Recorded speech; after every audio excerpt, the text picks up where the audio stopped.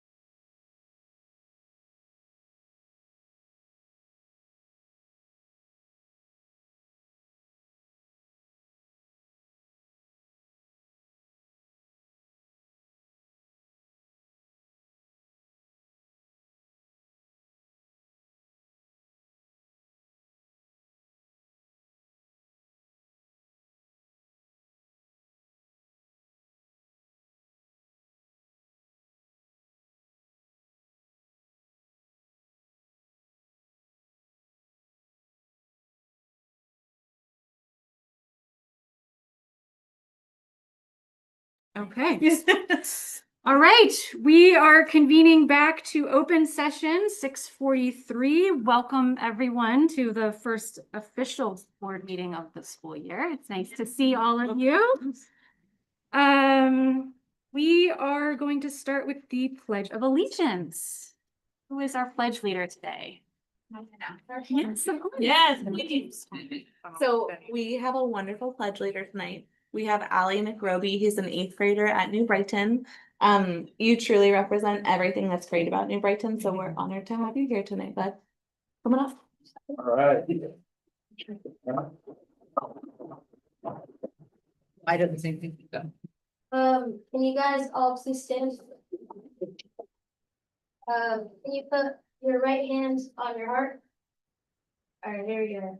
I pledge allegiance to the flag of the United States of America, to the republic for which it stands, one nation, under God, indivisible, with liberty and justice for all. And now our systems. Staff, students, parents, and the community help ensure that each child develops the skills and character necessary for a lifelong achievement and responsible citizenship in a diverse world. You can stay if you wouldn't mind staying up here because You're good. okay. You're good. We have a certificate to present you, and I'd like to read it. Would you remind me how to pronounce your name? I want to make sure I say it right. My full name's Alistair's. Yeah, Alistair's. Alistair's. Or Alistair, sorry. Alistair, I'm a no, little nervous. no, you're good. You're doing Yeah, great. you're great. I like to ask people how to say their names because I want to make sure I learn it and get it right because names are Yeah. important. And then your last name is McRoby. Yeah, McRoby. Thank you. Allie McRoby is an incredible student, friend, and wonderful representation of the very best of New Brighton Middle School. So this is all on the certificate that you're going to take home. I hope it's okay that I'm reading it. It's all true. Okay. He has an infectious personality that brightens every room he enters and consistently demonstrates kindness, compassion, and genuine care for everyone he meets. He also possesses a wisdom beyond his years that allows him to connect naturally with people of all ages, which comes in especially handy as he's currently an office aide at New Brighton, greeting visitors with his big smile and helping office staff with assorted tasks. Outside of the classroom, he's an avid adventurer. He spends nearly as much time in the ocean surfing as he does in the classroom. In the winter, he's a competitive skier, traveling to the mountains most weekends to hit the slopes. He also enjoys skating, mountain biking, and playing soccer. Overall, Ali is an exceptional young man who manages to balance school, his adventurous hobbies, and time with his friends and families. He brings energy, kindness, humor, and enthusiasm to everything he does, and we are incredibly proud to have him represent New Brighton Middle School as tonight's pledge leader. We are so lucky to have you as a member of our New Brighton community.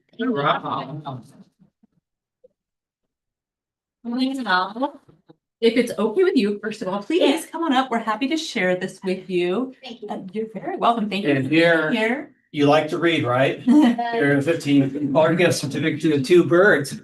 So much. Looks like you got some of that South Swell. Yeah. Yeah. There you go. Sure got- Now's the part At where we're least, gonna at ask least you the South questions. Swell was before school started too. That was perfect timing. Oh, Right there. What is good for you? You good right Yeah. there? Yeah, I'm Okay. perfect right here. I surfed mainly like the Point and Sears First Peak. Wow. That's like the main spots where I surfed this summer. Yeah, I mean, yeah, it was really good. I was down south. Isn't that it? I was too. Where were you? I was in San Clemente and Oh. went to Oceanside, I think. San Diego and Ventura. So you were at San O for a while. Yeah. Yeah, that's a fun place. Yeah, it's Great place to hang out. We could talk all night about certain. The word meeting.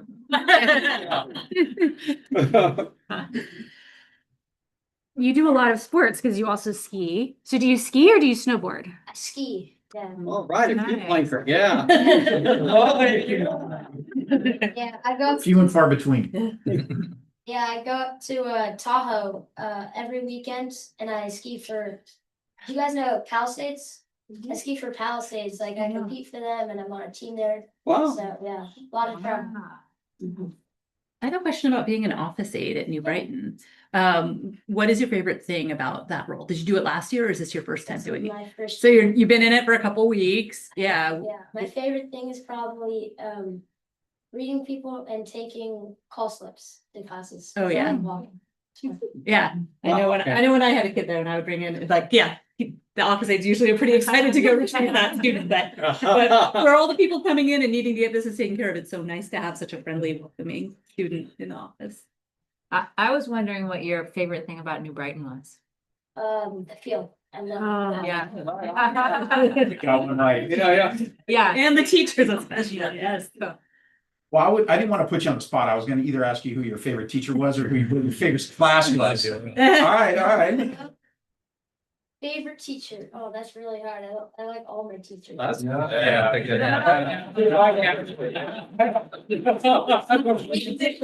give my like top three? Absolutely. Absolutely. Probably it'd go. Mr. Fletcher. Yeah.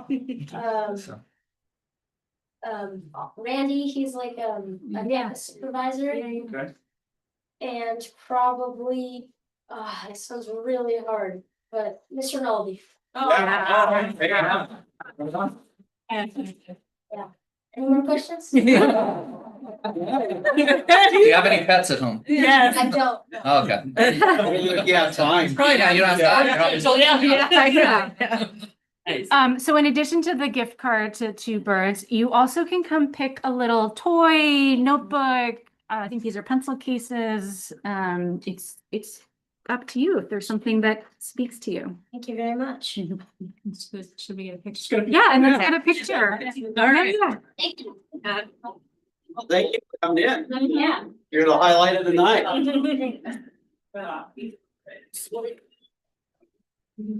You want family to come be with you? Oh, yeah.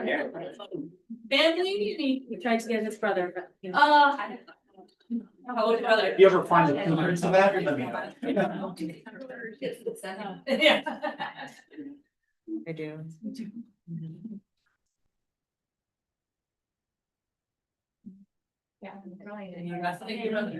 Sure. Even though we didn't say. Sweet, thank you. Yeah.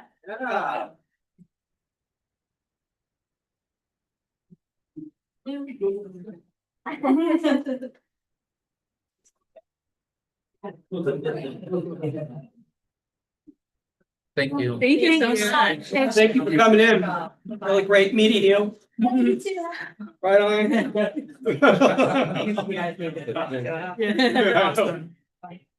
It really is such an awesome part of our meetings. I mean, what an incredible, like, wise beyond his years. Yeah. Yeah. Definitely. All right, now we are moving on to adoption of the agenda. A motion to adopt. I'll make the motion. I'll second. All in favor? Aye. Great, report out of closed session on the Special Education Settlement Agreement 2026-2701 that was approved. And there is nothing else to report out. Consent agenda, there is two minor changes. So I'm going to make a motion to approve the consent agenda with the following minor changes to the minutes from the July 23rd special board meeting.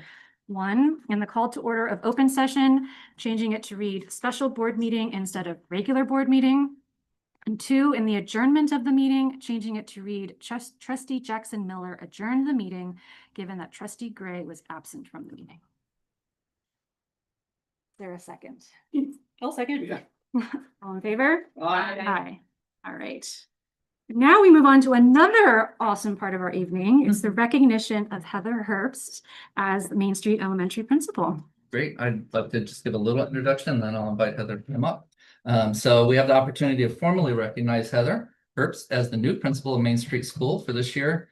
As the board knows, following Mr. Broadhurst, who's here in attendance, his retirement announcement, we moved quickly in a comprehensive recruitment and interview process. Heather emerged from that process as an experienced, student-centered leader with more than 27 years in public education, including 9 years as an elementary principal. When we issued the press release back in June, we talked about how strongly Heather's experience, collaborative leadership style, commitment to relationships, and focus on positive school culture aligned with Main Street and our district. Now that she's actually joined us and the school year is underway, I can say that those initial impressions have been only reinforced. Heather has already been very well received by both school staff and district staff. She's made an immediate positive impression. Sometimes a transition presents itself in a way that just works out better than you could have planned. We feel very fortunate that the timing and circumstances came together as they did and brought Heather to our district. She has stepped into an important leadership role with experience, warmth, and a clear commitment to students, staff, and families. So tonight, we're very pleased to formally welcome and recognize her as principal of Main Street Elementary School. Heather, you're welcome to come up and say a few words.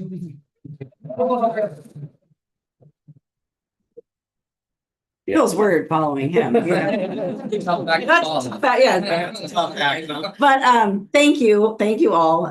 It has been a whirlwind of a summer. But it has just been it's been amazing, and everything that Scott took from me and my way of going about things with my school population. I have found that Main Street is a wonderful fit. My staff has been so welcoming, and that just goes across the board for all staff, and very supportive. And then the school community just the same. So I'm very, very excited to be here, and I look forward to all of the work we have ahead of us working with you all. So thank you so much for that. Yeah. If questions you want to fire at me too. I don't know that I'm gonna be quite as entertaining. 27 years, was it around here or So all of my educational career was in Modesto. okay? Born and raised in Modesto. Yeah.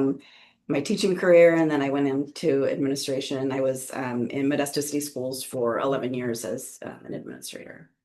Okay, a little cooler over Yeah. here. Huh? Oh yeah. Yeah. So I was having a conversation with one of my new little friends that I'm trying to build a relationship with, and she's very interested, and she's like, how hot is it there in Modesto now? And so we're looking on my phone. I'm like, well, it's supposed to get up to 106. So yes, it's nice being able to wear jackets in August.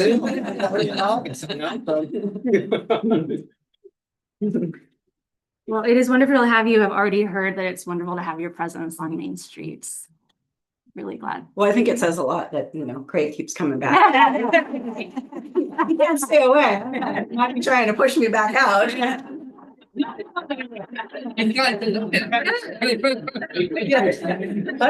do. Yes, he's filling me in on the good places to golf, so we've had some of those. Okay. Riding golf. We've got a surf instructor. Yeah. Yeah. Well, thank you. Yeah. Thanks for coming in. And you're under no obligation to say, just say. That's real. All right, public communications. Are there any either in person or on email? I don't have anything on email. All right, well, I think we're going to move to standing reports then. Scott, if you want to start. I'm going to bypass mine because I get to talk about the opening of school and enrollment and everything I want to talk about. It's already baked in there. Okay. I'll take his time. No, I'm just kidding. The only thing I would really want to add is, in addition to just an exciting start to the year, we had our first district PD on Friday and really enjoyed digging in with our teams and now digging into their feedback on how we can make it that much better. And so I just wanted to share that. It's been a really exciting process. And I would also add, we had a few new folks join our team in student services and special ed, and gosh, we couldn't be more fortunate. They're just crushing it. They have kind of seamlessly joined a process already in motion, and I'm really excited and really grateful to have them here. So that's all I got. Thank you. I'll be quick. I'm really excited to see the progress we've seen in the fields for the elementary site so far. That's always exciting to see things moving and staying on schedule. We're excited also to bring our RFQP for our lease back for our mod projects for SoCal and New Brighton later on in the agenda, and just excited for a great start to the school year. Thank you. Sarah Weber, do you want to give the update for CSEA? Yes, so the SEA welcomed new member, new board, a new. So I'm Sarah Weber, we know each other, I'm the admin specialist at Main Street, and I'm the new CSEA president. Billy Kessler, who's a TK8 at Santa Cruz Gardens, is the new vice president. Melina Reich, who is the office manager at Main Street, is the new secretary. And we have Karen Held continuing on as the treasurer, who she is the CNS staff, I guess, at Main Street. And we're off to a good start this year. And we just want to say that we look forward to collaborating with SEA, with the board, with the district, to, you know, move forward our mission statement and to make this year a success for staff, students, families, all the stakeholders. Great, thank you. I don't see anyone from SEA. Is there I any- didn't get it. Okay. Let's move to updates from trustees. Start with bond projects on here. Oh, Is there a bond report? Jim, Okay. I thought Jim up there. he's also gonna take. Yeah. Yeah. Yeah. Well, you know. Don't blow it. So I'm gonna try to do something that I'm not very good at, is be brief. So You're done. but that being said, Just kidding. Yeah. that being said, I have 4 pages of notes. So pardon me reading so we can stay kind of in some semblance of order. We're going to talk about things that are done, things we're doing, and things we're gonna do. I think that's a good way to go. So done, parking lots, big heroic effort by Kent Construction. They were painting lines in the parking lot at Soka Elementary School the night of February 2nd, with staff showing up at 8 o'clock on February 3rd. So they got it done. So that's really good. All 3 schools were in really good shape for the first day of school, for staff coming back. We really, they kept saying, when's the first day of school? It's like that's a really important date. But we got a lot of staff members coming back 2 days before that. So that's the key date. And they really pushed towards that, and it went really smoothly. We're a little nervous that weekend. Yeah, yes. We got a lot of. I drove by Saturday morning. I went, they're not going to make it, but they did. Okay, so that's what's been done. What we're doing, there's quite a bit going on. Obviously, 3 fields are being done all at the same time at SoCal. The field is now down to subgrade, which is about anywhere from 12 to 16 inches deep. All of that off-haul dirt was done on weekends, so it didn't interrupt the play of the kids or the parking lot or anything like that. Lime treatment on that dirt started today and should go on today and tomorrow. And if you want to see a really, really big truck, head over to SoCal. They are doing some Saturday work because that site is so confined. Yeah. And the kids are really in a small area now in that parking lot. Even though it's bigger than it's ever been, it's still pretty tight. Parking lot is 95% done, striped. We have a trash enclosure that's going in. So they've taken the space for the trash enclosure and maybe enough for 3 or 4 more parking spots for laydown. But the foundation is dug, the rebar is in, and then we'll finally have doors, and you don't have to drive into that parking lot and look at ugly trash cans, which is nice. Let's see.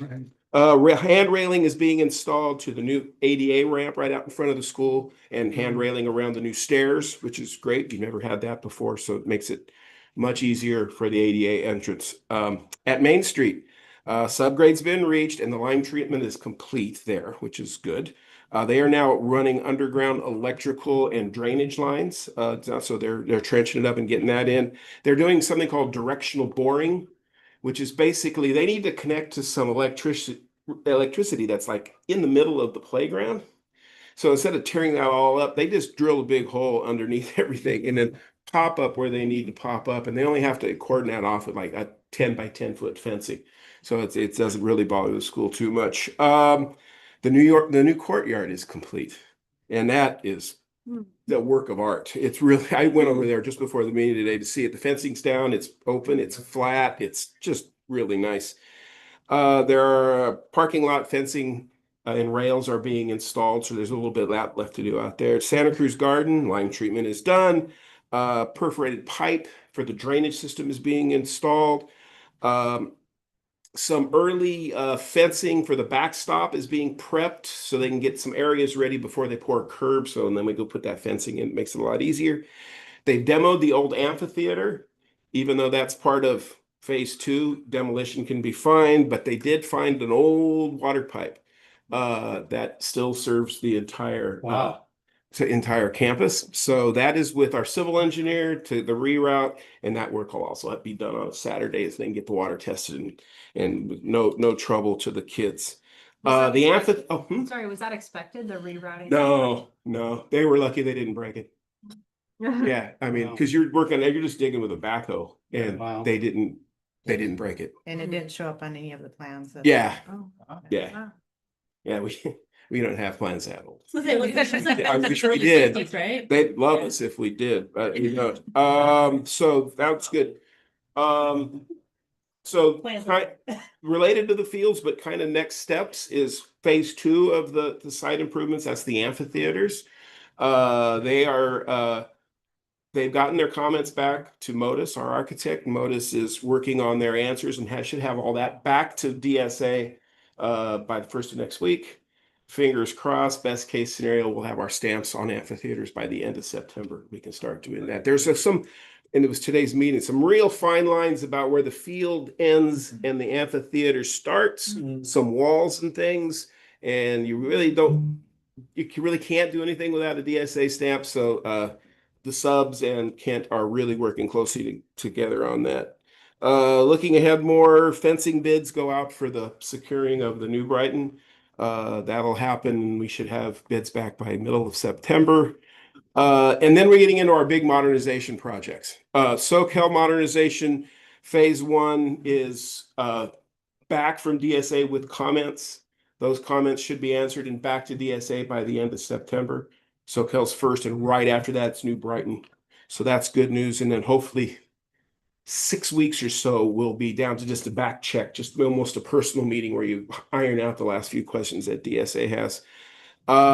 Then phase 2 for both SoCal and New Brighton, still in the design development part. So phase 1 at SoCal is the historic building.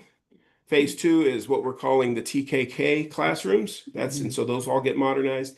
At New Brighton, phase 1 is the redoing of the science library wing, and phase 2 is all the other classrooms. So that'll all get phased and timing and moving people. The good thing is that the library wing's already empty. They got them moved this summer. So that we're already ahead of the game there.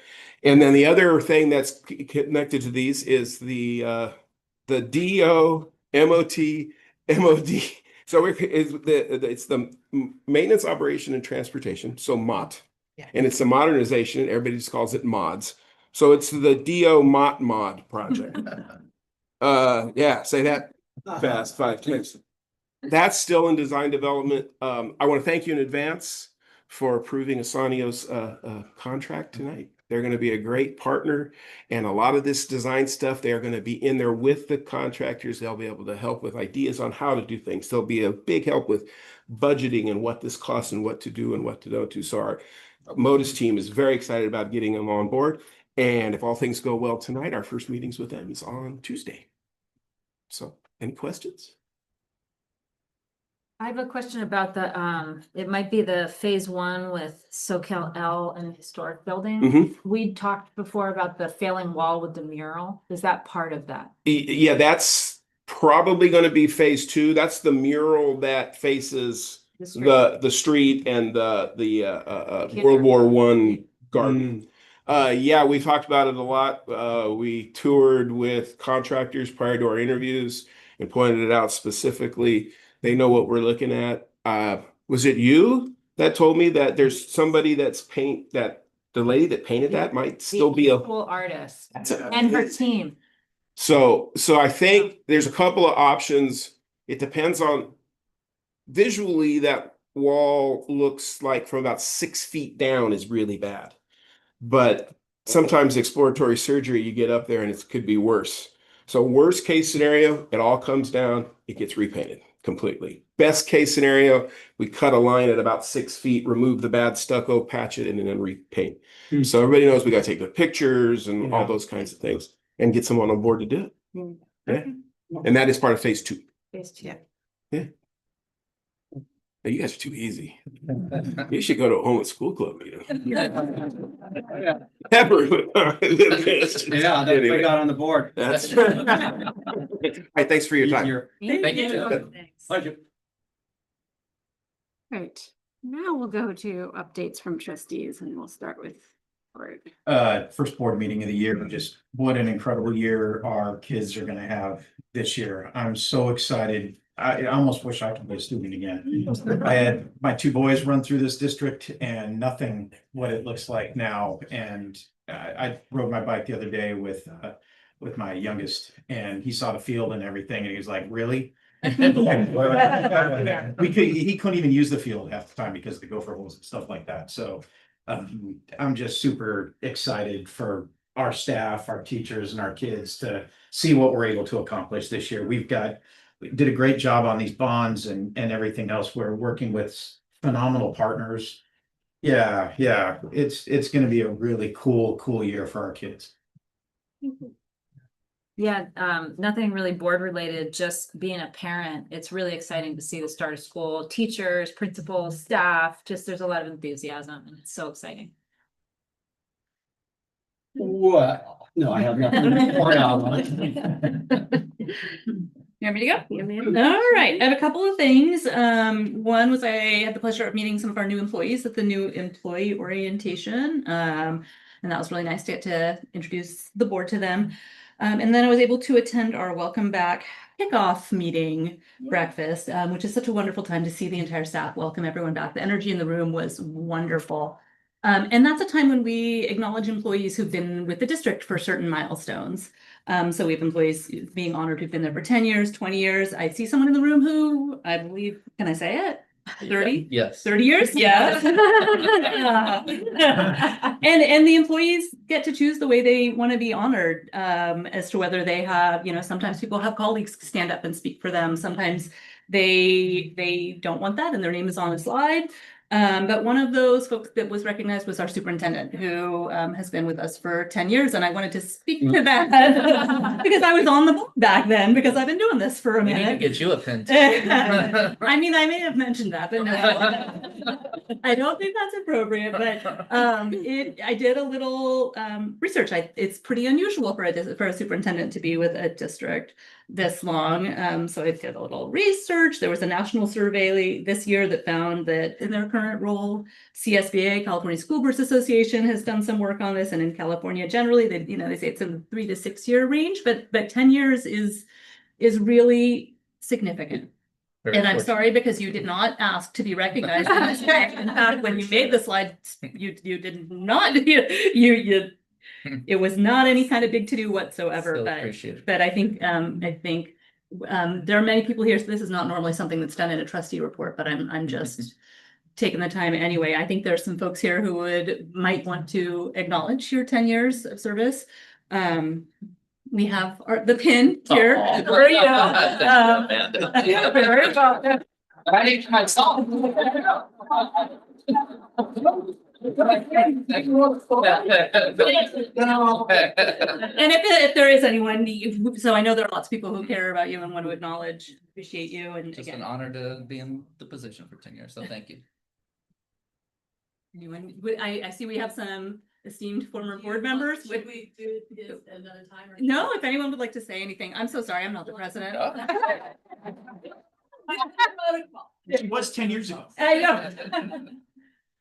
We're just, personally, I'm just really proud that you have followed through and stayed with us and didn't follow the doctor's program. I take credit. in Yes, that. that's right. I remember that conversation. Yeah, great hire, you're wonderful in this district, great family support. Thank you. Thank you. Just being honest and straight up. Thank you. Thank you for hiring me. Very, very grateful. So we were on the board and Amanda and I made a trip to visit Scott at his school. And we came back after we had coffee. We came back from that trip and said to everybody else, he's the one, he is the one.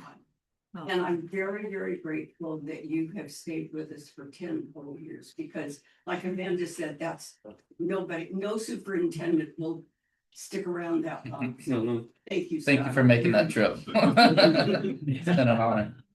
Thank you. It was the fact that you were a rodeo cow. That was a lifetime ago, but still. Thank you for Thank you. coming, for Yeah. sharing. Oh, Oh, here we go. I didn't know we would get a chance to say a few more. Say a few. I think, Scott, the fact that you've been here roughly twice what the national tenure is for superintendent speaks volumes to your leadership style. I've certainly appreciated the way you can always be approached. And I think staff in our district and families and students have appreciated that also. So it's no easy feat to be in a superintendent's role for 10 years. And so, as I said, that speaks volumes about your leadership style. I certainly appreciated it, and I'm very grateful to be here today to help recognize your tenure, and let's hope there's many more years to come. Thank you very much. It was an honor. I'll say something. yeah. I just want to say that I met him at a bar. Oh, saying something about the cowboy. He was the only one who didn't look at me like I was a steak. He looked at me but it speaks to the person he is, because he sees everyone and he feels everything. Oh. Great. And he really is committed to students and what's best for kids. And he's the one who inspired me to be a teacher, because that's the night I met him. And 6 weeks later, he moved in with me, and he helped me become a teacher. I was a high school dropout, and he encouraged me, and that's who he is. And he's committed to students. He's a teacher's teacher. He doesn't like to be in the center. He likes to be in the background, and he's about the work. And he believes that it's one for all and all for one. And that's why I love him. And I'm so happy that we came here, and he loves this community and all of you. So I just wanted to say that.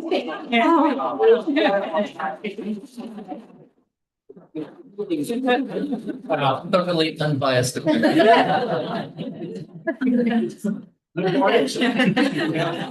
guys don't line dance? I will, Two-step? if it's all right, I'll add, I know I speak for myself and a lot of people in this room when I say that Scott's the reason that I'm still here. When Scott came in the district, I was the president of the Teachers Association. And here we are, and what I appreciate about Scott is, and he's modeled for so many of us, is that in your career and in the community you evolve and you grow and you just deepen your roots. And I have learned so much from working with you. I'm grateful for the opportunity to now get to lead this district with you. Side by side. And gosh, you have just been such a model to our community. Couldn't agree more, Elizabeth. He is student-centered. And he sees people. I always tell this story, and Scott hates it. That's why I tell it. Scott and I met in the bar.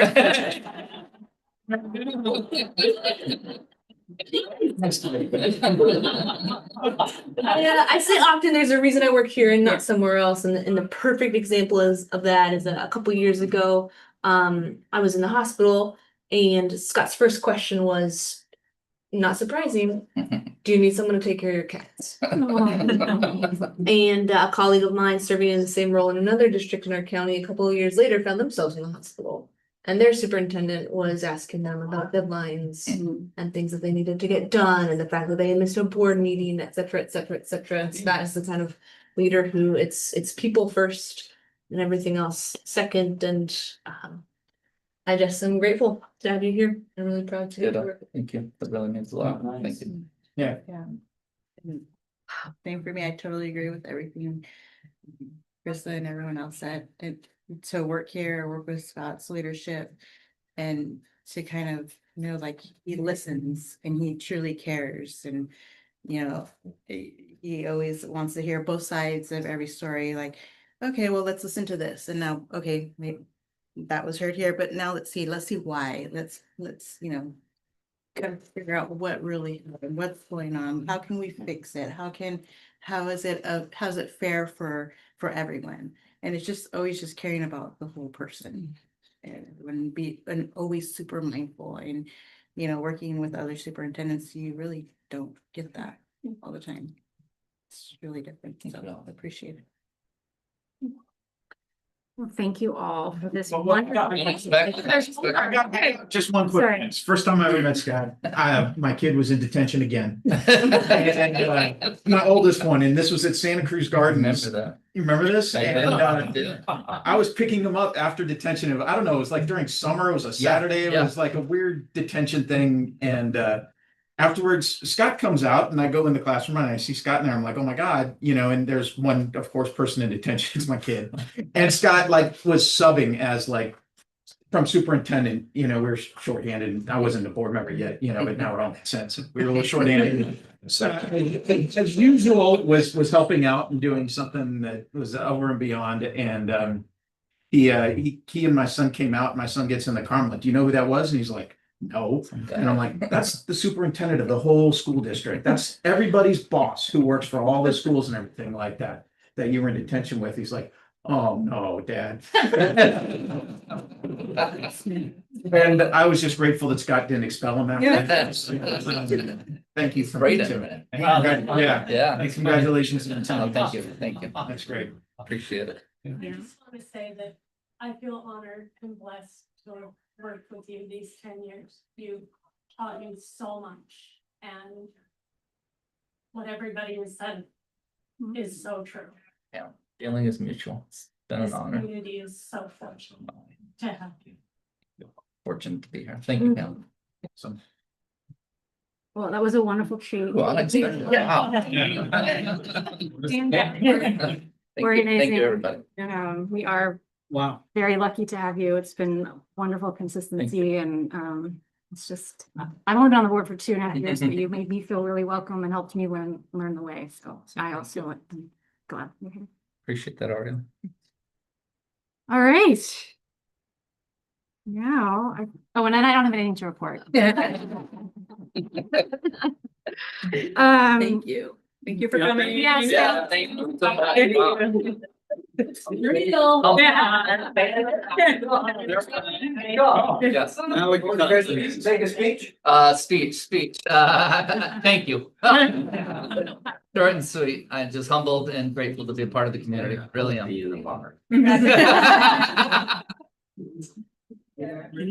Your song, Smooth Operator. Oh, That's not it. yeah. That's nice. All right. Great. Oh, Talia's here. Aw. Yeah, great. Hi, Robin. Thank you, Robin. Wow, what a nice gesture. Thank you. Thank you. All right. Your future is our business presentation. Awesome. So I want to do a little intro. Kyle, thanks for being here. I'd like to just say that this item brings together 3 important areas of work. 30. I don't know about Wow. We have a meeting to finish. Okay. These meetings are being recorded. So in the spirit of efficiency, 3 items this one item kind of addresses. So first, it provides the board with a closer look at ongoing services that Your Future is Our Business, or YFIOB, provides to our students and staff.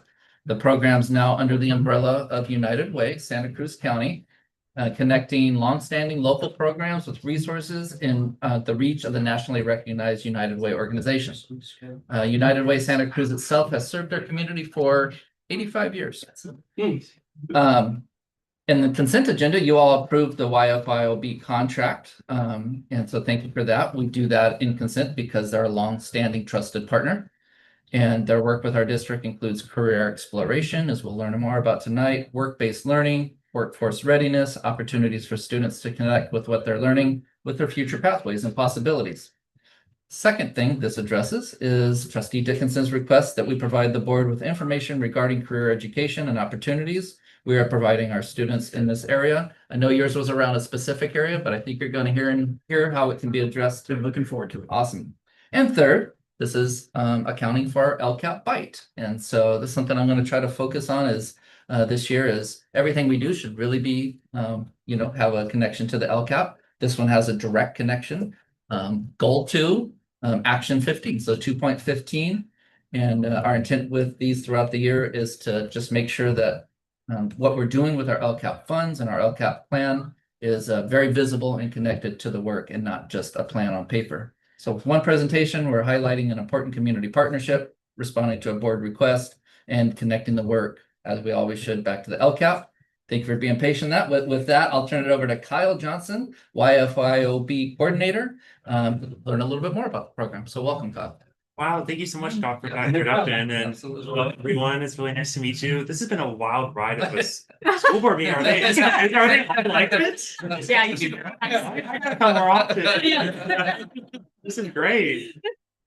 Well, hello, everyone. My name is Kyle Johnson. I'm the Youth Futures Our Business coordinator at United Way, Santa Cruz County. Youth Futures Our Business has been around since 1993. We were founded by the Santa Cruz County Chamber of Commerce Education Committee.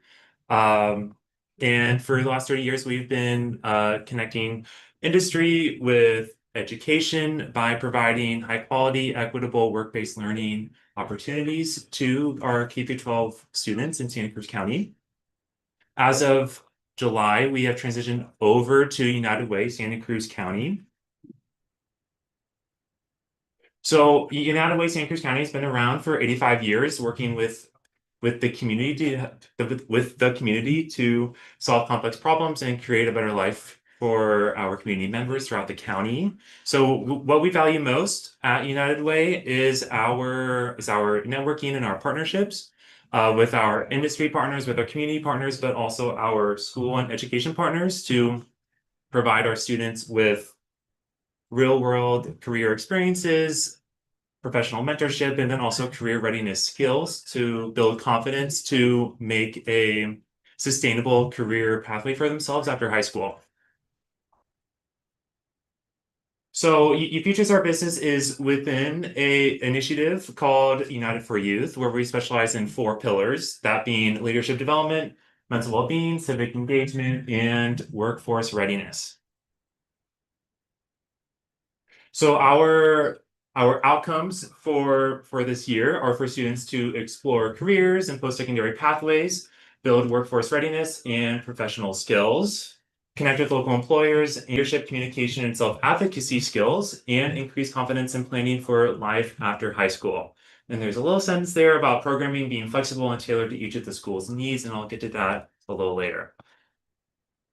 So our partnership with Soquel Union Elementary School District is a Dream Big Career Exploration Fair and up to 5 work-based learning activities. So what this partnership looks like is school staff identify student needs and priorities. Then we work together to create a program that's compatible with those needs and priorities. And then we at United Way recruit our employers, colleges, and guest speakers, and then provide planning support and those community partnerships to make a good program for the students. So our Dream Big Career Exploration Fair has been designated at New Brighton Middle School. We're shooting for Wednesday, November 18th. So our Dream Big Fairs are for students to focus on early career awareness through interactive hands-on fun activities that introduce a variety of careers in engaging in age-appropriate ways. So this programming includes recruitment of employers and community partners, providing materials for student engagement, opportunities for students to explore diverse careers with fun activities. So far, does anyone have any questions about the Dream Big Fair? All right. And then the work-based learning activities. So these are where students build the essential skills and confidence needed to successfully enter the workforce and navigate life after high school. So according to our partnership, these are going to be up to 5 work-based learning activities, and we want this to be a collaboration. So school staff will identify what work-based learning activities are best based on student needs, classroom goals, workforce readiness priorities, and then we will customize those activities and meet those priorities. So when we were revamping You Futures Our Business programming, we were thinking of those like hard skills of interview preparation, resume workshops, and financial literacy. However, we want to be flexible and collaborate and make sure that these activities are for what the students need, make sure that's compatible with classroom curriculum, and make them super fun for elementary and middle school students. And with that, thank you so much. I am really excited for a fruitful, fulfilling, and successful partnership with SoCal Union Elementary School District. Thank you guys. And please let me know if you have any questions. Thank you. Anyone. So with partnership of plants, in Main Street, what will that look like? So the partnership at Main Street is going to be a work-based learning activity. I believe Main Street, your guys' college and career week is October 2nd through 6th. I think something like that. Okay. But so what that's going to look like is that a teacher or a staff member is going to reach out to me, and then we meet, we establish a date, we collaborate on what that workshop is going to look like based on what the students want and need, and then also her figure out a way, either between us or just us at United Way, to make it fun and engaging. Okay. So then they'll learn about the different occupations. Yeah. Okay. Do they know what they want to do when they're in elementary school? Probably do. Well, I think early career exploration is super important. It doesn't have to just be in high school when they're just like, okay, think about careers. Okay, then you're off. Yeah. It can start as early Yeah. as elementary school, and it's super important. If I can say, one of the things I really appreciate about the organization and Kyle's approach is very flexible. So when we didn't want to just do like the week in October, that's the Santa Cruz County College and Career, because everybody's competing for resources during that time and speakers. And so that's why I asked the principals to identify a date that they would like to have it. Our counselors will also work closely on those as they have done in the past. And besides those big events, they're also, they have a lot of, I always think about it as a Rolodex, old term, but like, I think when I was teaching a long time ago and we're learning about something, gosh, I wish we could have somebody who is in that field come in and talk to the kids to make it real, not just in a textbook. And they have a great wealth of those kind of folks who will come in and are glad to share their expertise. So there's, besides, as Kyle alluded to, not just a one-off, hey, you did your event, we checked our box. It's ongoing and try to make it as real and tangible as possible. Yeah, I can speak on that a little bit. Yeah. We have been around for 30 years, so we have a pretty robust contact list of career professionals in like a bunch of different industries. So we do have a Rolodex that Scott is talking about, and we can provide those connections and also that bridge between students and those professionals to get those opportunities. And this is the first time you're doing this with us? We've been in partnership for, I think, 4 years now, but this is the first time since y'all have been under the umbrella of United Way. So, Yes, that's right. yeah. Okay, but they've done it. Okay, so Yeah. new umbrella, but they've done it for 4 years Yeah. past. Yep.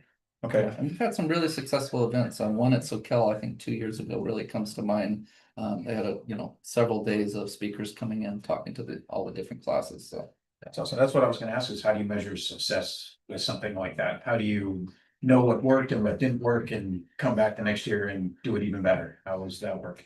Yeah, that's a really good question. We do have student pre and post surveys that we try to encourage counselors and teachers to give the students, to make sure we get that feedback. And then also we renegotiate our contracts with different school districts annually, and with that comes like meetings about like what comes feedback about what went great, what could use some work. So we're always revamping and revitalizing our programming, especially under now our new umbrella of United Way. And United Way has so many resources and partners.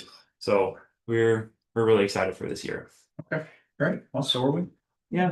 One of the things we talked about was how certain careers, students, they kind of get the spotlight, you know, like certain kids, like there's certain careers like, oh, fireman or things like that. But that there's a wealth of careers out there. And is that part of what you're doing, where you're kind of showing them the diversity of things within the fire department that you might do, or within the healthcare field, or within, you know, the different fields? Is that something that you guys do too? Yes, yeah, absolutely. We have our outreach list is very robust and also extremely nuanced in careers. Like it's not we have the big careers like policemen, the nurses, the police officers, but we also have the like, let's see, the rad techs, or what's another one? We have a paralegal, or you know, I could just name like a bunch of like, I think you know what I mean. Yeah. Yeah. Yes. Yeah.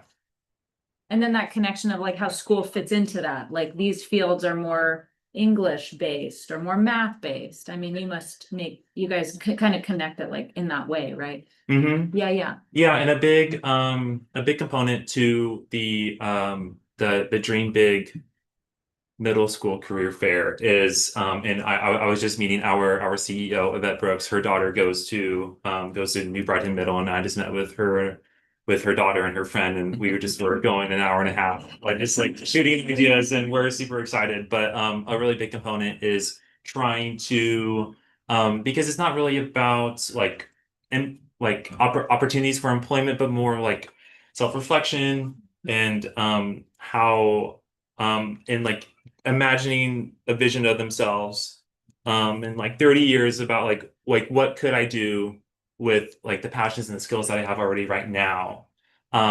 So but with that is also is giving them the resources about like what like CTE classes are available at like which high schools, and trying to like make that reflection, and then also like share with them like next steps, like little next steps in like high school, and not go super large into employment and workforce stuff.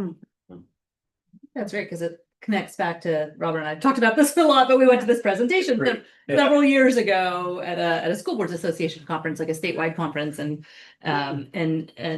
it was talking about career pathways, and in one district they had these trees where the idea was, if your interest as an elementary or middle or high school student, but if your interest lies at a certain area, you know, I really love dogs like a lot, right? And so like being able to imagine like, okay, so in one spot, like something that you can do when you really love dogs, like you might start a business being a dog walker when you're 11 years old, and you might then, you take biology, and then you're really interested in like, oh gosh, my dog has a heart murmur, and I'm so interested in what happens at the vet's office. Like what are the pathways? Like what are the different options with different levels of education and skills training that align with your passions and your hobbies? And I think that's the piece that is missing sometimes, I think, when we talk about CTE, and I think I love the idea of the Dream Big Fair, and it sounds like what you're talking about is making that connection for our students, right? It's really like, what are you interested in? What can you imagine? And then like, what are some different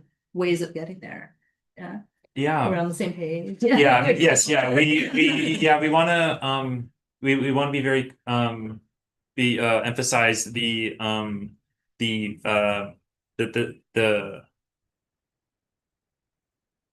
student reflection piece. So we really want to make sure that students in middle school are thinking about like what passions they have, what skills they have, but also what lifestyle they want to pursue after high school, and doing that self-reflection, and then going into career investigation, which I talked to the two students, and they really want to make it very engaging, do like lots of games where all the where all of our industry and community partners come in and we offer games and do like scavenger hunts and do like something like really hands-on and get their feet in the water, get them thinking, get them like what can I do after high school? You know, yeah. Cool. Thank you. I love the fact that you're already getting input from the students. Yeah. Yes, it was the most fun meeting. It was so much fun. This is really awesome. I mean, I'm thrilled to see the detail of this. I think it's a wonderful opportunity for our students to, I love the self-reflection and then just, you know, thinking broader without kind of the really like strict pressure. without the pressure, right? It's really wonderful. So thank you so much. Yeah, absolutely. Yeah. Great job. Thank you. Okay, thank you guys so much. Thank you. Are the fairs, are they gonna be on our calendar? Yes. Okay. Actually, I should invite if anyone in the audience wants to have would anyone like public comment on the presentation we just had? I always forget to offer that. Easy to do. Okay, Scott. Thank you. All right, so we get to talk about the opening of school, the most important topic there is, getting our students back in classrooms and everything. So try to hit the main points here. We want to just give a, focus on how the school year opened and a real focus on enrollment. So I think we would all agree the most important thing is to recognize our teachers, staff, principals, everyone across the district who worked so hard to make the first day of school welcoming and successful for students and families. It's such a special time. I know for the since I've been here, our cabinet team has always been really willing to go out. We split up so that there's a cabinet member or somebody from the district office, at least one or two folks at each school site to help out. And they put us to work in a myriad ways, parking lot duty, whatever it takes. And it's just a special energy that day, and so much work goes into making it. So first and foremost, just grateful for everybody who made it a special day.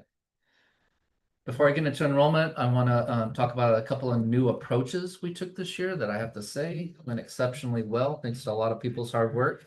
So if you remember, we really were diving into how can we make this PK and K staggered schedule that gives teachers the opportunity to have small group instruction, which our teachers really value. How can we make that work better for our parents? And so a lot of work went into that. And every day, I think the elementary principals have pretty much grown tired of me. Every day I ask them, how's it going? How's it going? Because I'm kind of waiting for something that we didn't anticipate or think of. And like I said, so far, all the reports have been really smooth, like it's been here a while. And I was the other day at Santa Cruz Gardens walking around with Carlo, and I think they had about 9 students in the program at that time. And the kids were really like it was in a calm setting, it was focused, but it wasn't demanding cognitively, which is exactly what we wanted. It was just supervision, not instruction, because they got to save that mental energy for when they get into the instructional setting.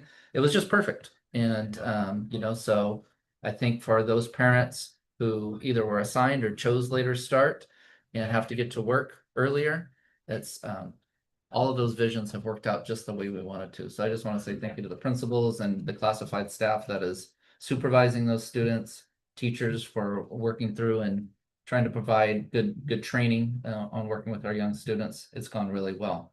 The other big approach difference that we have this year is with our Expanded Learning Opportunities Program, our ELOP. And so, as you know, this year, as you approved the contracts recently, thank you for that. We've been offering free after-school childcare to qualifying families for TK through 6th grade, and with our partnerships with City of Capitola and Campus Kids Connection, it's gone exceedingly well. We have over 100 students now who are receiving free after-school childcare, and we really feel like that's a great use of those expanded learning funds. From an enrollment standpoint, our current numbers, we're tracking very closely. My colleague here has it up on her window, although when I walk in, it's reversed. So sometimes I think we have 7,000 kids. But, and then I get inside. So we're at about 1371. So I'll stick to the day that I took it, as a dipstick to get everything into the board doc on time, which was August 11th. We were at 1,371 students. And what we have experienced historically is a little uptick between now and Seabed's Day. You probably all remember me saying Seabed's Day is like a census day for California Department of Education. The first Wednesday in October is kind of the day that counts, what your enrollment is that day. So that gives schools a chance, for families that are either getting up to speed and getting enrolled or moving into the area. If they're there before or on the day of the first Wednesday in October, then they count towards your enrollment. And we all know state funding is based on enrollment. And so they have to pick a day to say, well, you may be a little bit less before, or a little bit more before, or a little bit less or more after, but this is the day we're counting. Wow. And so we anticipate moving somewhere between where we are now at 1371, closer to 1400. So I would say, somewhere between those two numbers is reasonable, because that's the uptick we have seen historically. At the same time, gotta call it out, declining enrollment continues to be a factor in our district. Since 2019-20, when we're at about 1,900 students, we've lost about 1,500 students or more, and that's about 25% of the enrollment. And so obviously, in our current setting, the fiscal scenario that we have been in, that's very impactful. And so we've spent last several years, making decisions and being intentional as possible about right sizing the district to go along with those numbers.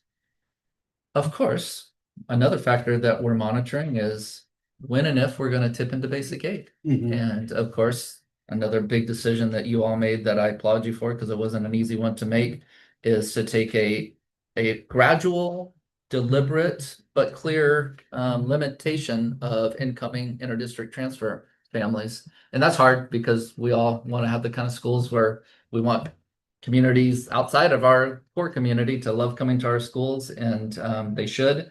And at the other side of the coin, we also have to be really mindful about when and if. I'm saying that a little bit more confidently. You probably hear that now in my voice, because my CBO gave me that confidence. It's more when, not if, we're going to be officially basic aid. So that decision that you all made, I know is pretty weighty. When you made that decision to limit IDTs, it was the right decision. I can tell you that confidently, because when we get to that point where we're basic aid and the revenue is the revenue, not depending on enrollment, having more money to serve the students who live within our boundaries and that we're obligated to serve is only going to make for better programs. And so I think that's just something, along with enrollment, as we keep that watch, it's a real paradigm shift, for folks that have only been in a enrollment LCFF district.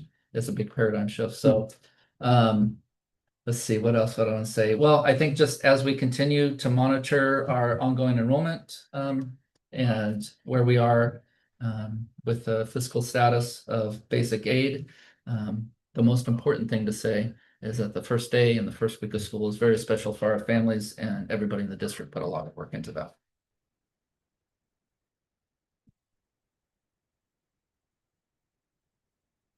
Questions for Scott? Congratulations on having 97% of the kids attend. Yeah, First day. thanks for reminding me about that. Yeah, And that was just a random day. You totally buried the lead. Hey, thank you. I almost forgot. I'm so happy you brought that up, because that is no easy task. No, it's not, especially first day. Yeah, and when and the numbers are such, like, literally, I remember it's 41 absences that day, and so Yeah. the numbers are like so concrete. So and all of those numbers for attendance had gone up last year, so all of that work seems to be continuing. So we'll keep monitoring it. Thank you.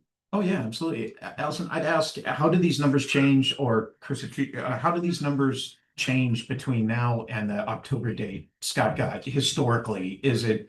I mean, like right now, what we're at 1371 as opposed to 1450, something. So how does that change from the October day? Do we usually see another 30 kids come in, or is it pretty? My experience has been gradual increase between now and the first Wednesday in October. So I think somewhere between like 1375 and 1400. I know that's a pretty big gap. I think somewhere in there is where we'll end up if I had to make a prognostication. Okay, so we could grab another 25 kids, which would reduce the funds, that were out, because those kids quite considerably, right? Yeah. No, I guess the only thing I would add to that is that's the historical trend. you know, but things are changing. So whether that's going to continue or not, there's no guarantee. So, Yeah. Just to clarify, they're already registered, that many students are registered, it's just that they were absent from school, or you're expecting new registrations? New registrations. So between now and October, traditionally, we have Oh. grown, not reduced. Yeah. Not huge numbers, but we have gone up. Wow. Yeah. Okay. I think every year I've been here, that's been the case. Yeah. Some years might just be 10, 15 students, you know, but Yeah. Okay. And they're students within our boundaries, so they're not transfers, they're families that maybe they just happen to move in September versus Yeah. July. yep, Mm. yeah, for Yeah. sure. So for basic aid, what happens to the first Wednesday of October? Well, I would say once we're officially Yeah. basically, it's always kind of funny. Nobody comes out and has a ceremony or anything. It's Yeah, been right. somewhere in a spreadsheet. It's like now, you know. But when we're officially and a little bit deeper into basic aid, I always try to think about it as two lenses, right? Like students, we want as many students here that we can serve and help educate as possible. If you compartmentalize that and say, well, what about just a fiscal lens? You know, so I like to preface it that way because otherwise it sounds crass, right?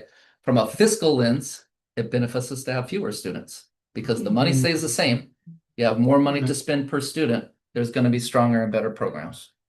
Right. And just procedurally, that October 1st date, it's the kids actually in the seat. Enrollment. Oh, enrollment, Yes. okay. And then that gets adjusted with really close monitoring by ADA. So they go, let's say it's 1380. Right. You have 1380 kids enrolled on that day. Yes. Doesn't matter attendance that day, correct me if I'm wrong. But then that number gets adjusted as we go, depending on the percentage of students here throughout the year. Yeah. Oh, okay. Okay. So it's enrollment kind of sets the Yeah, bar, and yeah. then the percentage of those students showing up every day the rest of the year determines funding levels. Right, Yeah. right. You know, And that's where you see like at P2. Yeah. Is usually a Yeah. indicator for like LCFF funding. They go by our P2 ADA. And then there's some programs that go by our annual ADA, but for the most part, it's P2. Well, the other thing I would just add, I know it said it in the memo, but I didn't say it in my lead up to it, is a couple of years ago, we invested in a demographic study. And I would just say that demographic study is proving to be very reliable. Yes. I think the projection this year is a 1401 or 1403, and we might not quite make it to that, but we're certainly in the ballpark. And so we were staying LCFF, those numbers as they go down out to 2030 would be, you know, really, really concerning.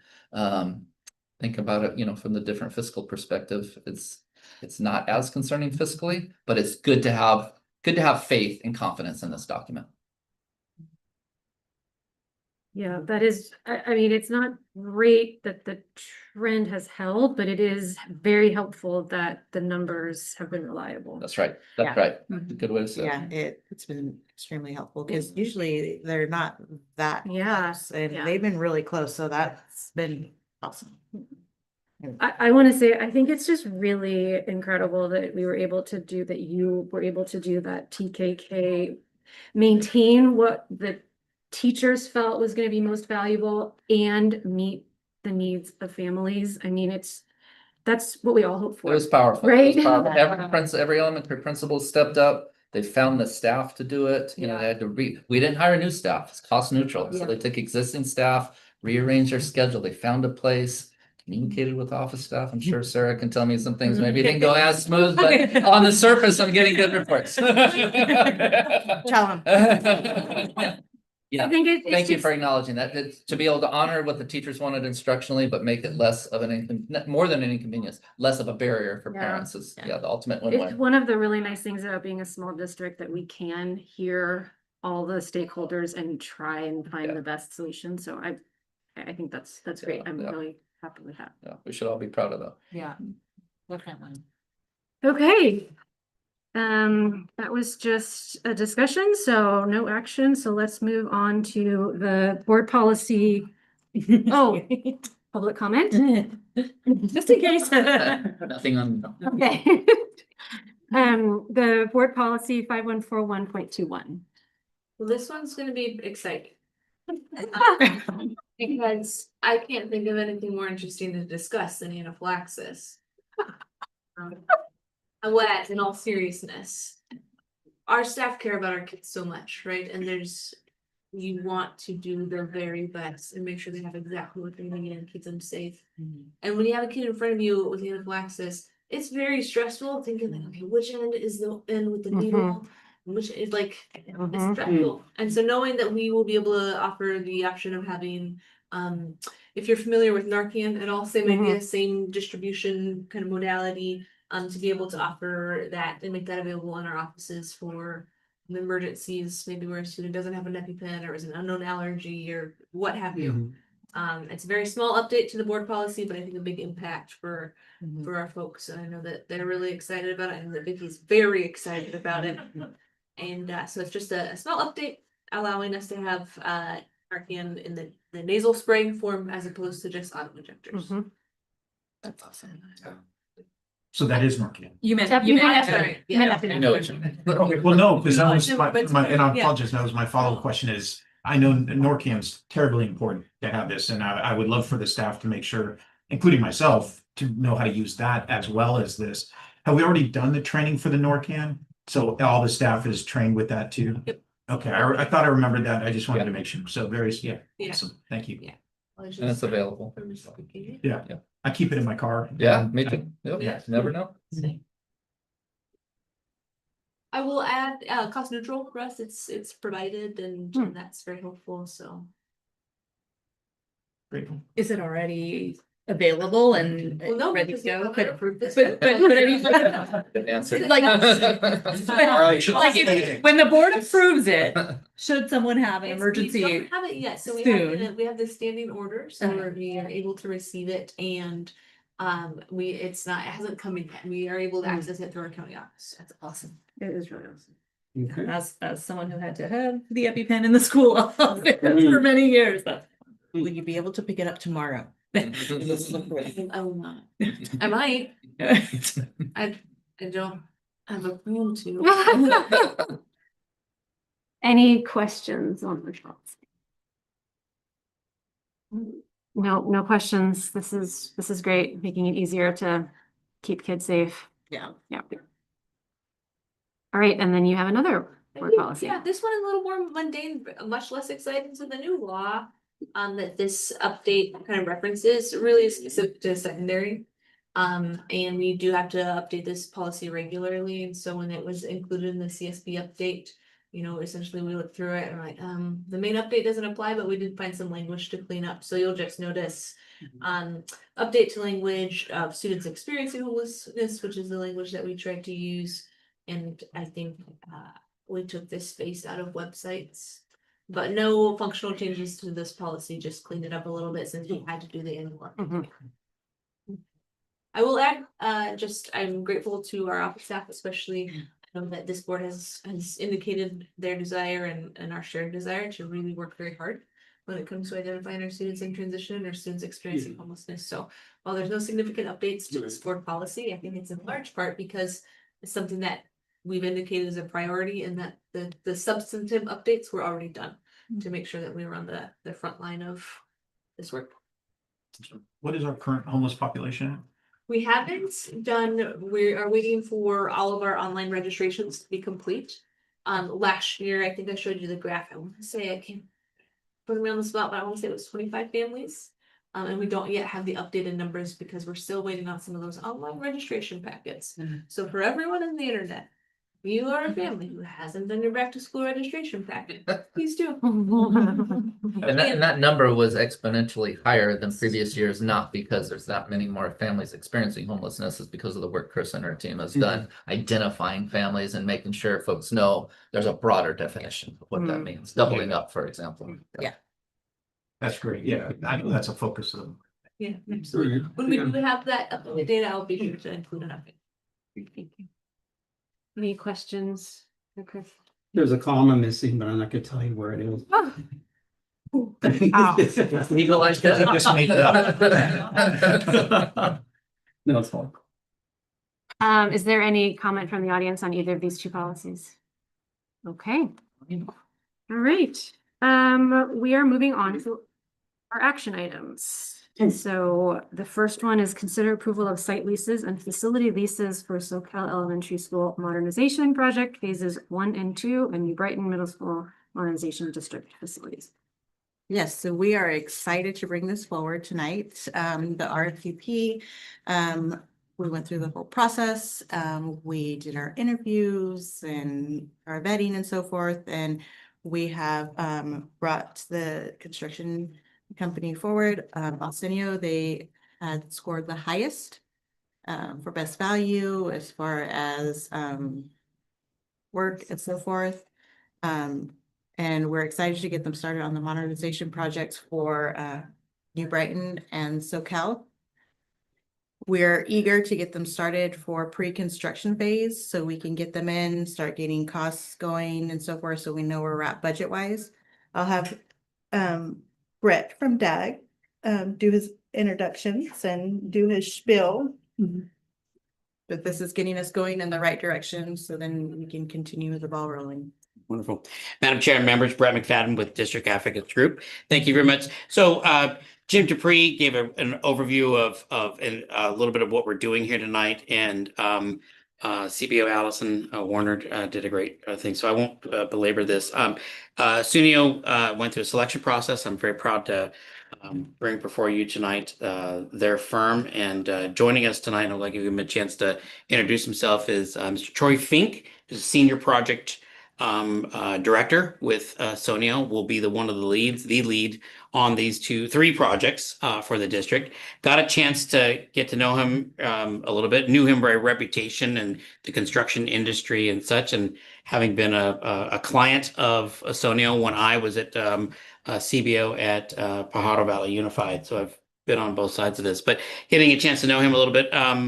His wife and his daughter are teachers at the same middle school in Santa Rita Union School District in Salinas, in the Salinas area. And wife has been a teacher for over 30 years or so, in second grade.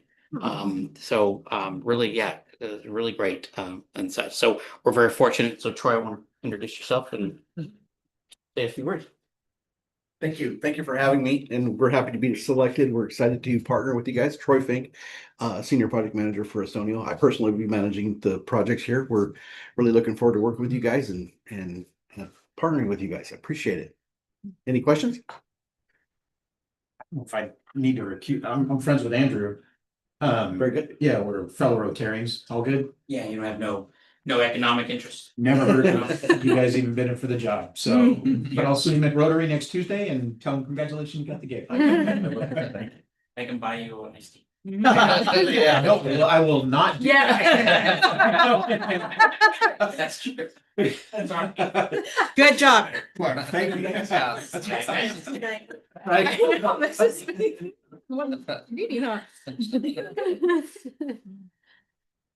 I just want to say, I'm so grateful for our internal staff, such as Allison and Steve and Pam. They have done so much work to make sure that these processes are very above board and very clear. And that the support of DAG, District Advocates Group, and Brett and his team have also been invaluable in just making sure that we are following the letter of the law, being objective and fair. And so you can be confident that when the choices are made, they're made with all the right reasons in mind: quality of work, cost, and responsiveness. So thank you to everybody who made that happen. It doesn't happen just easily. It's a lot of work.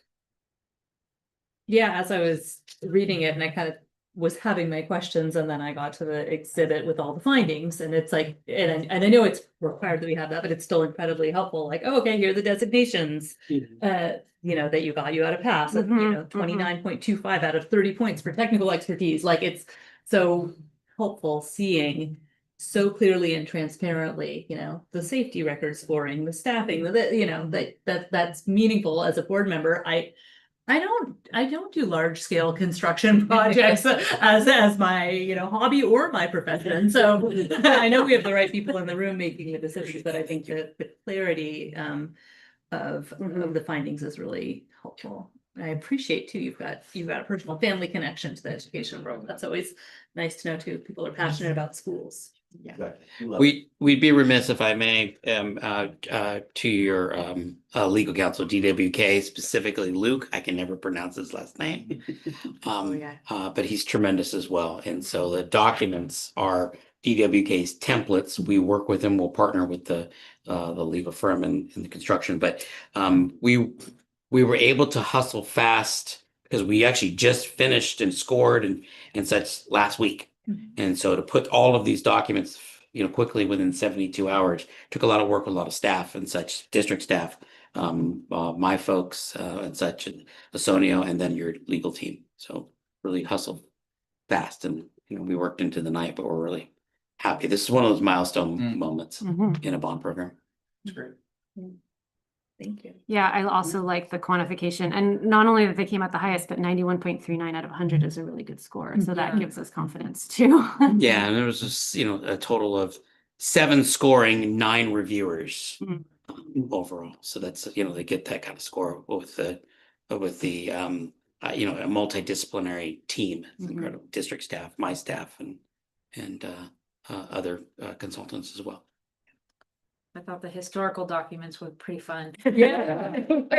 Able to meet them. Yeah, I'm good at reading. Yeah, if you ever want to see them, we have them. Oh, yeah. That's very cool. It was pretty, they were pretty neat. Yeah. Great. Any more questions? All right, well, is there a motion to approve the site leases? I'll make the motion to adopt the site leases. We go into the rest, but I just Okay. lost the page and it's like. I think that's fine. It's also a resolution, so. You have resolutions. Trustee Green. Aye. Trustee Jackson Mills. Aye. Trustee Donnelly. Aye. Trustee Edmondson. Aye. Trustee Dickinson. Aye. Terrific. Yeah. Great. I know. Condolences, yes. Yeah, Sarah, appreciate it. We look forward to working with you. Yeah, thank you. See you Tuesday. Yeah, glad to have you. Thank you. Yeah. Take good care. Okay, now we move on to considering the approval of SCA's revised AB 1200. Okay, so this item and the item following it, it's just adding the 1.44% to both AB 1200s. What I did is I used the exact numbers that we had brought to the board first time around and plugged in the additional 1.44%.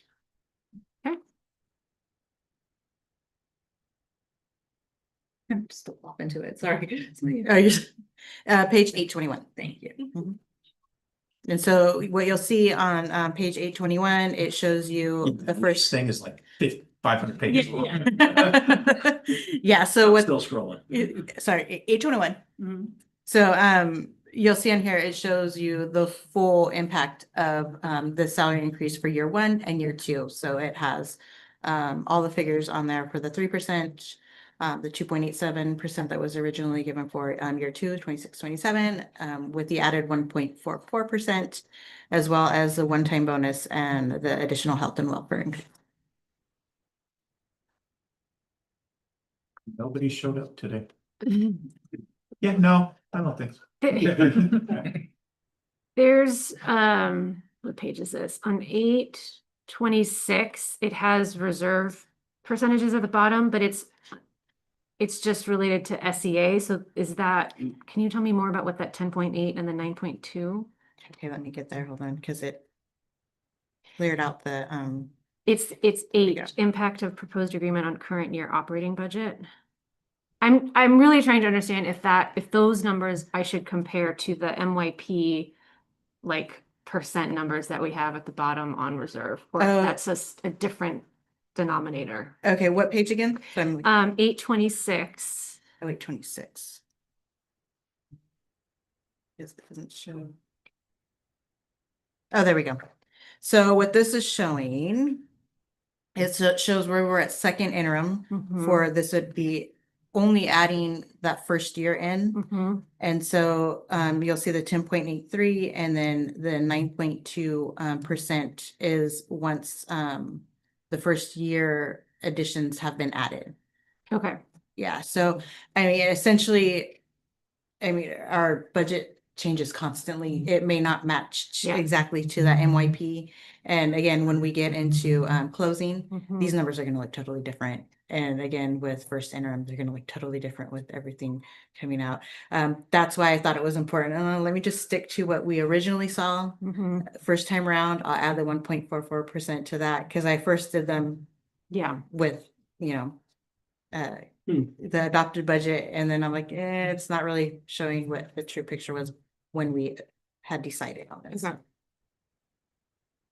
And you'll notice that these numbers will match the following ones. Since I did them at the same time, I was able to swap to make sure that they balance.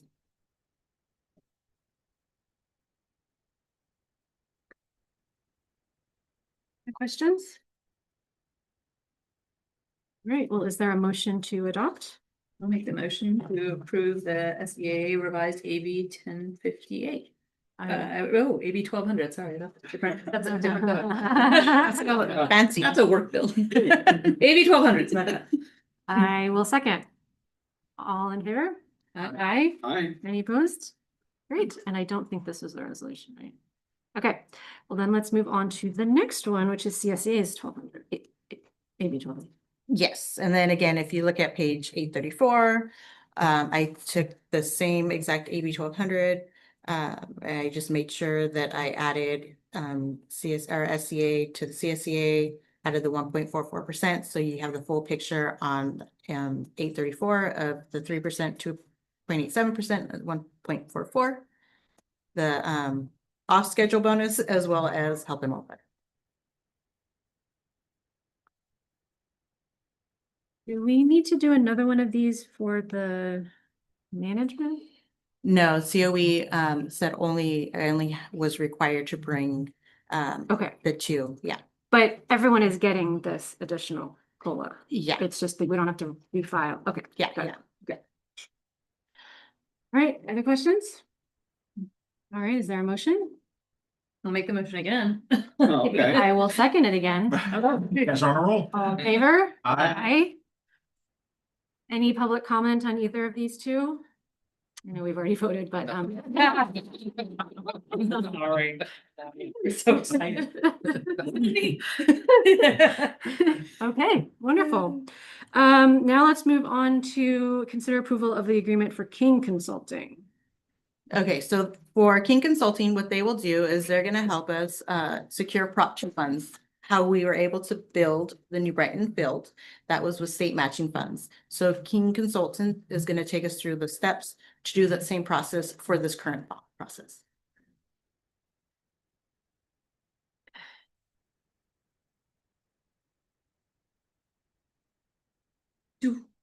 Maybe we find this information out from, sorry, is it time for No? questions? Yes. Okay. Yeah. Find this information out from the consultants.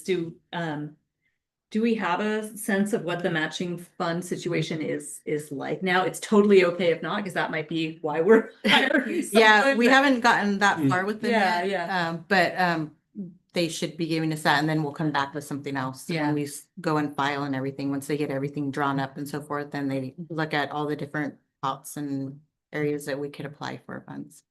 Yeah, I remember. Comparison, Yeah. and I'm not putting you on the spot because I have a ballpark number, but you'll have probably more precise. For Measure C, the 2016 bond, do you remember ballpark about what the matching funds were? We received about, is it 5 million, right? Shy of 5 million. Yeah. And then when we started collecting interest, I think it kind of tipped into. Yeah, no, thank Yeah. you. So I think that we won't know the exact Yeah. number, right? But I think that gives you a general frame of Yeah. reference. Yeah. And this bond was 73 million instead of 42 million. So Right. Yeah, absolutely. I was gonna say 1 trillion. That's That's why I'm not seeing. Everyone's in there, in their role. yeah, right. Go. To answer your question, so with your approval this evening, we actually start tomorrow with them. We have a meeting, tentatively scheduled, which will be scheduled in a few minutes.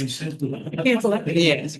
And so what we'll start with tomorrow, working with King Consulting, is we'll start with the process of then working to update your what we call eligibility in the state facilities program, new construction and modernization. There's a process to do that. It's based on your size, your enrollment, when you last participated in the state funding program and such, and we'll update that eligibility. Simultaneously, there are a number of deadlines coming up because there is one new program that's been put in place. So if you recall, in November of 2024, we approved, the voters and state approved Proposition 2, which was an update and additional funding for school facilities bonds. This is the state portion of the program. There's a matching program. You have matching eligibility because you have Measure P now. And so that gives you the ability to participate in the program, subject to certain eligibility requirements.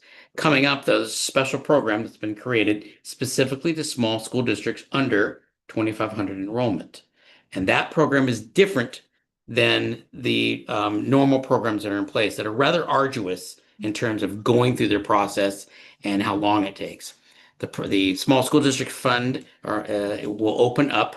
The first pot of it will open up on November 2nd in terms of applications. That you don't need to have all of your eligibility. You don't need to have DSA approved plans and stuff. You just need to get in. And then we believe it's going to be prescribed, over too many school districts. And so after that, then they're going to conduct a random lottery. And it will be just like a lottery at Rotary or Yeah, that's what we were talking about. It's going to be like literally like. yes. So we want to get in there. Now, even if we don't somehow we're not fortunate or lucky in that thing, we still are able to participate in this normal state program. So we're going to follow with those two tracks with that. So our staff, DAG staff, I have a dedicated person that's going to be working with King Consulting. I can say as King Consulting, I also have experience as both a practitioner, being a client of theirs, as well as we work with them and probably I think all of our small school district clients are now part of King. They specialize in working with small school districts. They have a reputation for, I'm going to use the word aggressive, but aggressive in a good way. Aggressive, they are strong advocates for their districts. My experience with them was with a single site school district, Graves Elementary School District outside of Salinas. It's if you drive by it, it looks like a little house on the prairie. Really, it does. Look one, and they're on a well, and the well failed. So we actually had to, truck in water on daily. So with the help of King Consulting, we were able to find money for the well on an emergency basis and repair the well in about 14 months. And if you know the school facilities program, that is record time. It's light speed for the program. So they're very good. And they are strong advocates for their clients. So come strongly recommended. Yeah, I remember from the previous bond, how important it was to try to get on that list as quickly as you could be on the eligibility list. And so I think having partners who can be dedicated to get you there, it's gonna pay off in dividends. Absolutely. We're shooting basically to have all of our ducks in a row. There's a set of documentations and information we need to put together for this November 2nd small school district application. Our goal is to have the packet done by the end of September so that we're ready. We check it, and then when that is available to open up, which will be 12:01 a.m. So, but we want to have everything done. We don't want to be in the last few weeks of rush mode. So the process has started. Right, is there a motion? Yeah, I'll make a motion to approve the agreement for King Consulting for maximizing Proposition 2 funds. I'll second it. All right, all in favor? Aye. Any opposed? Okay, wonderful. And then lastly, this one is interesting topic. So this is the rejection of the bid proposals that we received for fencing. And this was due to a couple of reasons. We had two bidders that came in. One was late and the other one was extremely high, about 38% higher than the company that was late. So with that, we decided to go out to bid again. So we will be doing that next week or so. And so then we'll be able to have bids in and review them and so forth in September. So this would just have to be an approval of the rejections Yeah. to move forward. Yeah. Yeah, because so we have to go through this process to be able to move forward with additional bids. So even though Elmer, however you pronounce it, they were late, he still submitted the bid. Yeah, but since they were late, they have to be here on time in order for us to be able to accept it, because then the other one, the Silicon Valley paving, they could raise concern, which I believe they did, right? Because they were threatened to, late. Yeah, because they were late. So they knew that they were lower, so they said, they're late, you can't honor it. In the hard bid process, that's what it's called, the traditional bid process, you submit your bids in person, so the other firms that are submitting will hang out and watch. Yeah. And they were significantly late, it was about 10 minutes. Oh. Yeah. I don't. Yeah, sure. Yeah. It just sounds significant, 10 minutes, but for in the Good bid process. environment, when Yeah. we Oh, talked to okay. them, we worked, and I felt bad for them, it was a young intern that Oh, didn't leave the office in time, but late's late. Yeah. yeah. Oh, okay. That's But Yeah. they have the opportunity to bid again in this next round and be Yeah. on time? Yeah. Okay. I'm pleased. Actually, I love the fact that you did that and you held them to it. I mean, if they're gonna do that for a bid meeting, they're gonna do that on the job. So, and I have no problem. I just wanted to say this. I'm so sorry, but we always, as board members, we always hear, yeah, these are the 3 bids. We picked this one, we picked this one, we picked this one, it's not that there was no comment, the utmost confidence, but especially now, it says that you're discerning, and you're doing the right things, going through people and making sure that we're picking the right partners. Oh, absolutely. So I mean, I couldn't be happier with the decision to move on and find somebody else who's either going to be on time or price the project correctly. Yeah, and we're very careful when we choose who we're gonna work with. We're all in the room together. We talk about it for a while. It's not just a quick decision. Even after we go through, our voting and so forth, that we make sure that, is this gonna be the right fit for the district? Are we gonna get what we want to see? I think. Yeah. It's great. Makes sense. I will, if you're looking for motion. Yes. Oh, any from the audience? I will approve, I'd like to make a motion to approve the rejection of all bids for the New Brighton Middle School fencing project. I'll second the rejection. All in favor? Aye. Any opposed? All right. Any final correspondence? I had a really nice letter from the Chamber of Commerce. I forgot to bring it with me, but just thank you for the partnership with the school district that donated backpacks. I'll bring that letter so I can actually read it. My letter. Bring it next time. Okay. Any future agenda items that trustees want to raise now? Okay. Is there a motion to adjourn? Is there a second? All in favor? Aye. All right. Thank you so much, everyone. Thanks for affording the time to do this. Yeah, that It was was nice. unexpected, but really appreciate it. Yeah. I did on that.